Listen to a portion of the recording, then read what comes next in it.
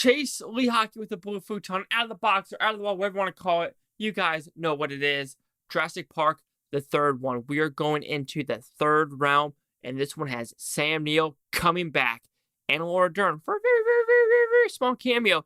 So does it make it worth your while in 4K? Let's find out.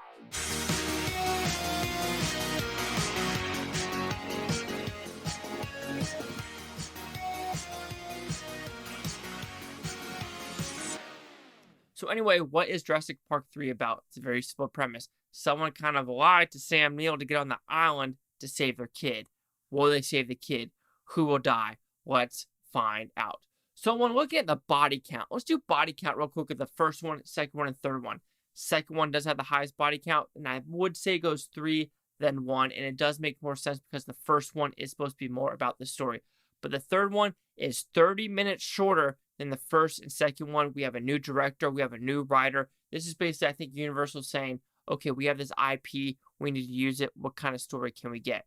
Like in this one, we did bring Sam Neill back. Like I said, we have a Laura Dern little cameo. We have William H. Macy. We have Tia, I can't say her last name, Leoni? Her character, she screams a little bit too much and a little bit annoying. But did I like this movie? This is an okay Jurassic Park movie. It is the worst of the three, in my opinion, bar none. This is a lot more faster. The pacing issues, even though the another two didn't have pace issues, but there is no stoppage in this movie. It goes hard on the ground. It does not stop of action set piece, action set piece, action set piece, action set piece, back to back to back to back. So you're either going to like it or you're not. This one does have more CGI dinosaurs, but it's also with the animatronics, and thank God they decided to do that because the animatronics of like the Velociraptors and these new dinosaurs are pretty sweet. With this one, however, they really don't go into like, this is this dinosaur, this is this dinosaur. The first and second one still kept that, the light of like, oh, this is the kind of dinosaur we want to kidnap. This is the kind of dinosaur we want to kidnap here. But with this one, it feels like there's new dinosaurs in this one that they don't really explain what they are. For example, the one with a red and black skin, when they're doing the poop scene looking for the satellite phone, no idea what dinosaur that was. Was it a hybrid of, dinosaurs mixed? Who knows? Maybe we're not supposed to know. The people, the director, or the people writing the stories like, we need to make a crazy dinosaur that doesn't do a lot, and this is where we're putting it in the movie. With the characters in this movie, however, you kind of care less and less for them because some of them are annoying. The mother, she just yells a lot. Tina, I'm saying her name completely wrong, like T-E-A, then L-O-L-E-O-N-I. Lodi, I don't know. She's in that other movie with Jim Carrey, remake, whatever. I'm just blabbering on now. We're not talking about that movie. We're talking about Jurassic Park 3. But when we're looking at this movie, the story's okay. The special effects are good. It's just an okay movie. I do think they wish they fleshed this one out a little bit more. Like I said, it's only an hour and a half movie. Without credits, it's only an hour and 24-minute movie. So it is boom, boom, boom. Get to the point. Save the kid. Run off the island as fast as you can. Because the end of the movie, too, about how the Air Force or Navy or Armies or Marine shows up on the island makes no sense for the time period that they could actually maneuver. If they could, holy cow, military paperwork would be so much easier if they could get from point A to point B that quick. But also they can do it to point A to point B that quick, but then it's a complete shit show nightmare. So sometimes you don't want it that fast, and there's no way it would have been that quick in that scenario.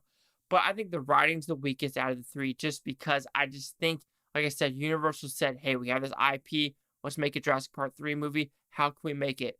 We need some characters to come back. Check. How do we get them back? This weird, plot of this kid needs to survive for 8 weeks. Could he survive for 8 weeks? Maybe. Just because of what this whole iGen company decided to put on that island. Which you're like, why is that? What are they actually there for? Because there's multiple islands now of like, oh, they're breeding these type of dinosaurs. Where do these people go? I expected more skeletons to be on the island. But is it a fun movie? Yes, it is a fun movie, but it is the weakest of the three. Like I said, the directing is fine. I do think the weakest overall, though, is the story and us not giving us enough meaty characters because the same one with the second one. If some of these people die, you don't even know their first names. You just know them as Pilot 1 and Pilot 2 or the dude from church. That's really all you know because if they don't have names, they're going to die in this one. So you're like, oh, that's not going to happen. That's going to happen. And this does have a fault with one of the characters I think should have died, but decided to come back in the third act. And you're just like, You totally took away the the factor of main characters could die. They kind of died in the first one. Did you expect Samuel Jackson to die? Some people say because he smoked so much, but at least with those character impacts, you saw the gore, you saw the arms. This one, you see some blood in the river, and you're like, oh, that person must be dead. But you must think now with these movies, if you don't see limbs, they alive. And that's, if you don't see them torn apart, they are alive. But overall, like I said, I'm pretty sure I said overall like 1,700 times, but we're going to say overall one more time. And that is Jurassic Park 3 is an okay movie. The special effects are good. The animatronics are still good, but it is too fast-paced. You don't get to know the characters enough, and the story is the weakest of the three. And that's a bummer because Joe Johnston, the director, is a very solid director because he's done October Sky, the first Captain America movie, so he's a very competent directing. I will give the fault of this completely to the story and writing. So Jurassic Park 3 will receive a 2.5 out of 5 with Futon, so it goes at 50%. So see the Critics' News scores gave this one. The critics a 48% with 186 of them. Audience score at 36% with over 250,000. Here's a quick consensus. Jurassic Park 3 is darker and faster than its predecessors, true.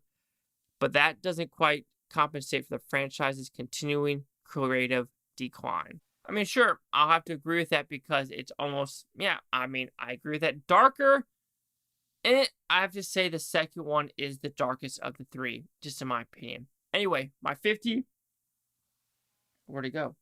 36-48. Chase Lock with the Blue Futon. Like, comment, subscribe. Let me know what you think of Booftopia. You Booftonians. Thank you for watching. Have a great day. And I have not watched Jurassic World yet and Jurassic World Fallen Kingdom. Personally, I think I haven't seen them in a couple of years. It's going to go 1, Jurassic World, 2, Lost World, Jurassic World, or Jurassic Park 3, and Jurassic World Fallen Kingdom. I do think I'm going to give Fallen Kingdom maybe a 30%. But I've only watched it once, and I hated that ending. But hey, what about you? Let me know.